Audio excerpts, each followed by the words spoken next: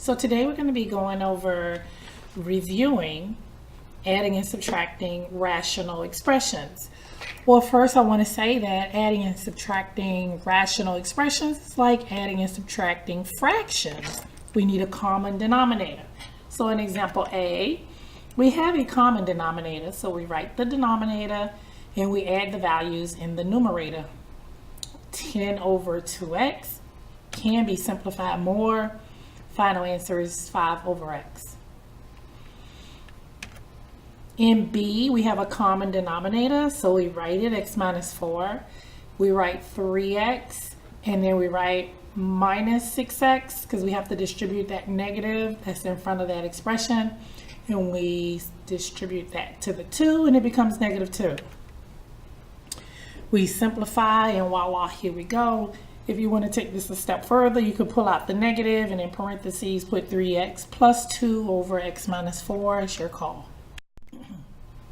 In this next one, we don't have a common denominator, but what we're going to do is we're going to factor the denominator on the right hand side because it makes it easier to find that least common multiple, or that LCD.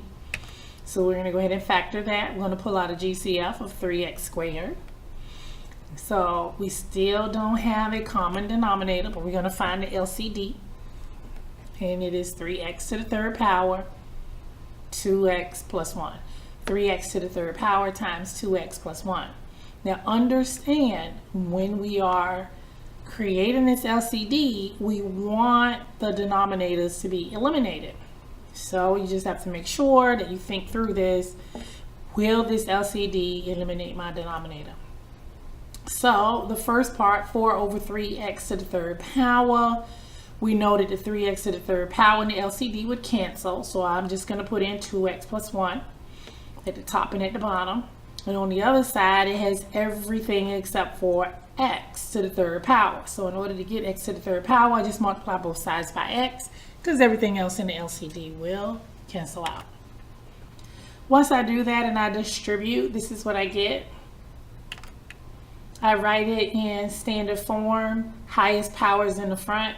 Voila. Am I done?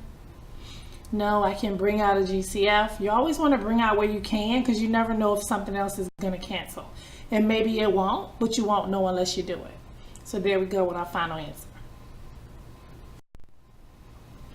All right, D. We have a rational and we're subtracting another rational. We have to start by factoring. And now that we factor, we can figure out what the LCD is.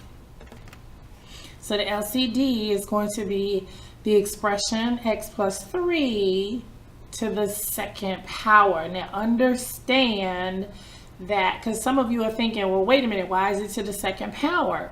Well, if we just made it to the first power, then everything in the denominator would not cancel out. So we need x plus 3 to the second power times x minus 3 to the first power. What we're going to do is we're only going to multiply by the parts of the LCD that remains. Everything else that would cancel out. There's no sense of writing it up there because it's just going to cancel out. So voila, here we go.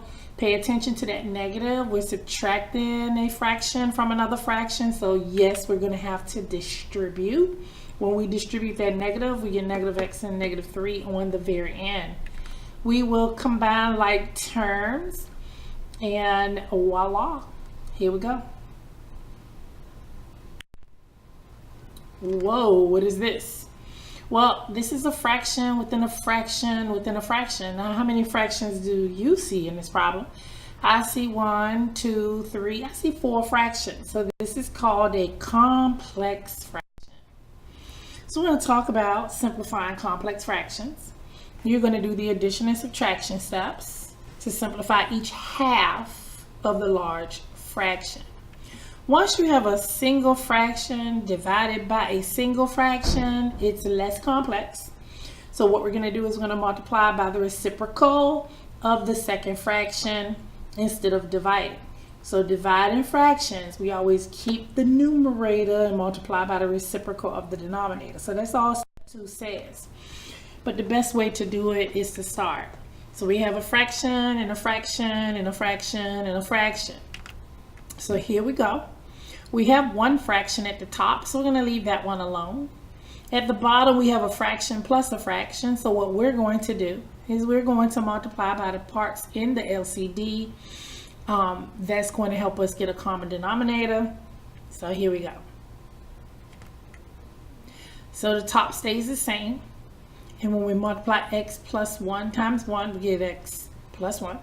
When we multiply x minus 4 times 3, we get 3x minus 12. So we're going to write that, simplify it, and guess what? Now we have a fraction divided by a fraction, so it's less complex. Once we have this, we can go ahead and rewrite it. And we're going to rewrite it as the first fraction multiplied by the reciprocal of the second part. That's what you do when you divide. You keep the numerator multiplied by the reciprocal of the denominator. So now we see 4x minus 11 is at the bottom. We can see that x minus 4, that expression cancels with the expression in the bottom. And our final answer, once we gather all the parts that are remaining, is 3 times the expression x plus 3 over 4x minus 11. So simplifying complex fractions again, there's another way you can do it.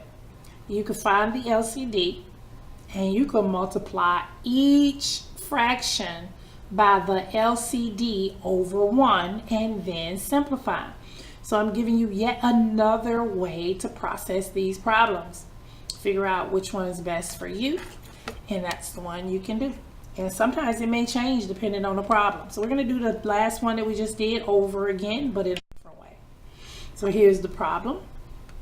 We're going to find the LCD, and we're going to multiply the top and the bottom by the LCD. Every fraction is going to be multiplied by the LCD. Once we do that, we are going to simplify. We see what cancels, and we clean it up and see what's left. Here we go.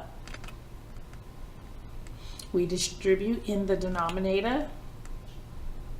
Final answer is same as it was the last time. So we used 2 different methods and we got the same outcome.